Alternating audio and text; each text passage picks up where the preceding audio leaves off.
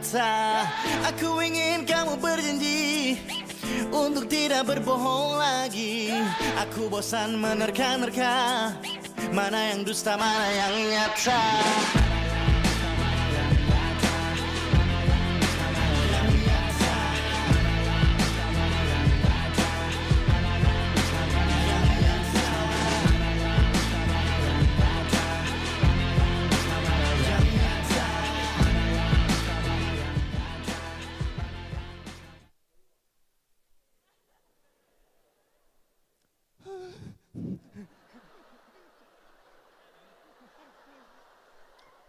Assalamualaikum.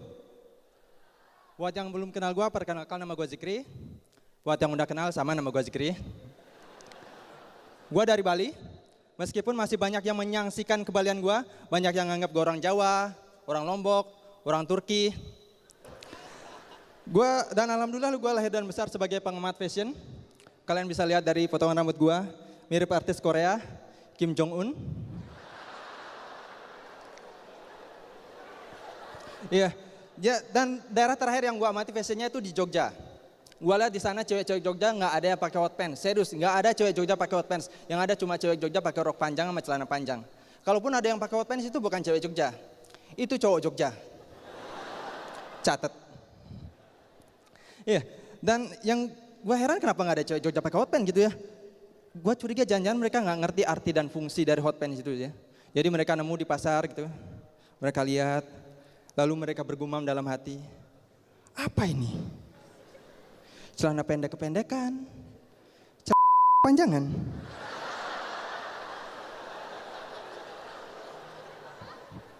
Ikat rambut kali. Beda sama di Bali ya, di Bali mah berserakan.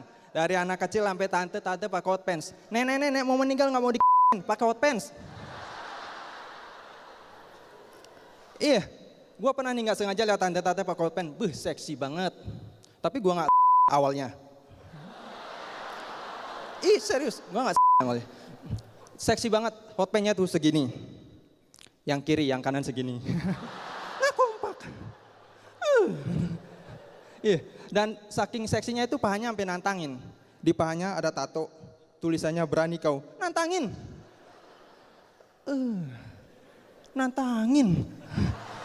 Gue baru kali ini ditantang sama paha. Iya, ngomongin paha gue jadi ingat sama asik bridgingnya keren ya, paha sama keren banget gitu. Kalau kalian lihat di TV kan suka ngasih kalimat-kalimat bijak, kata-kata ujangan yang panjang-panjang gitu. Gue yakin kalau di rumahnya nggak kayak gitu. Kenapa? Karena kasihan lah anaknya mau nanya gitu, terus jawabnya panjang-panjang. Misalnya lagi di ruang tamu, lagi baca majalah kali aja, kita nggak pernah tahu. Anaknya datang, Pak? Iya silakan.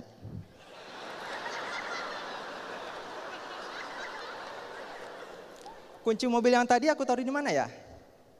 Pertanyaannya super. Ketika hati kita mulai bingung merasa kehilangan kunci mobil, maka sebaiknya yang kita lakukan adalah dengan menenangkan diri. Karena dengan hati yang tenang maka pikiran akan lebih jernih mencari solusi. Dan kita akan merasa sadar bahwa ternyata bukan kunci mobil yang hilang, tapi kita yang kurang fokus. Itu.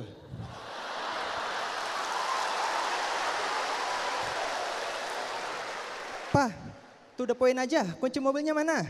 Iya, ketika kita menjadi pribadi yang kurang sabar, maka hati akan lebih mudah untuk melakukan emosi dan pikiran akan lebih sulit untuk fokus. Itu. Oke. Kunci boy, kunci.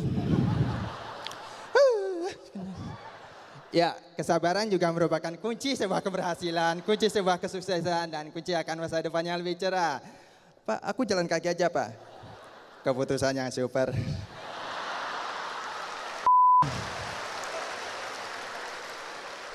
Gua Zikri sekian. See you next time.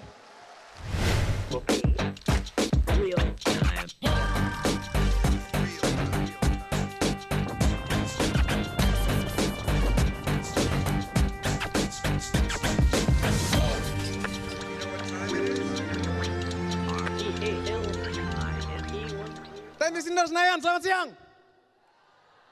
Orang disautin. Nama gue Ben Danio, gue baru balik dari Sydney, Australia. Norak. Gue di sana buat kuliah. Sebelum gue berangkat ke sana, gue nanya bokap gue ada budget nggak buat kuliah. Kalau nggak kuliah di Indo juga nggak masalah.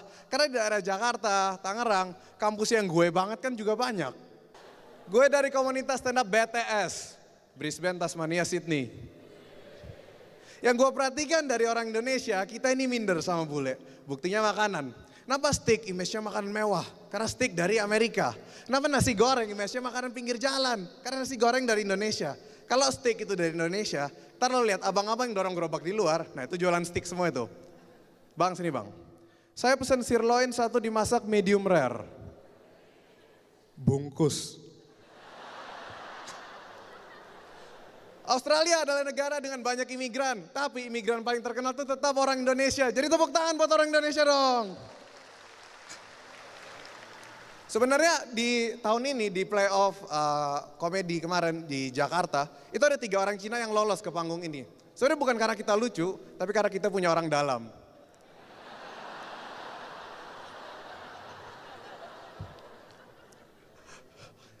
Teman-teman, gue suka stand up. Di Australia gue pernah ikut lomba stand up khusus para imigran.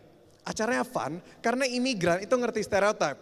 Jadi ada peserta dari Cina bilang, saya ini ahli kungfu dewa mabuk. Ada peserta dari Afrika bilang, saya ini pakar Ebola. Ada peserta dari Thailand bilang, saya ini seorang pria. Mereka ngerti stereotip. Lalu ada masalah. Nah tepat sebelum gue tampil, itu ada peserta dari orang ini stand up selama 5 menit. Gak dapat respon, hening, gak dapat respon sedikit pun. Materinya jelek, vulgar, dan sangat-sangat ofensif. Bayangin, saking jelek ya, waktu dia turun panggung, orang gak mau tepuk tangan. Dan gue panik, gue mesti tampil tepat setelah si ini. Dan gue gak bisa dong asal lempar jokes gitu aja. Karena moodnya penonton udah pada bete. Jadi gue mikir, gue harus ngomong apa? Gue harus ngomong sesuatu yang cerdik supaya moodnya penonton naik lagi. Jadi setelah si ini turun, gue naik terus gue bilang gini sama penonton. Bapak ibu sekalian yang tadi tolong dimaklumi ya, namanya juga orang udah biasa ngebom di negeri orang. Ben Danio berbakar. Temennya tadi nggak mau kalah. Bini papa aku 2. Wis, bini papa kamu 2? Iya, mamaku dan mamamu.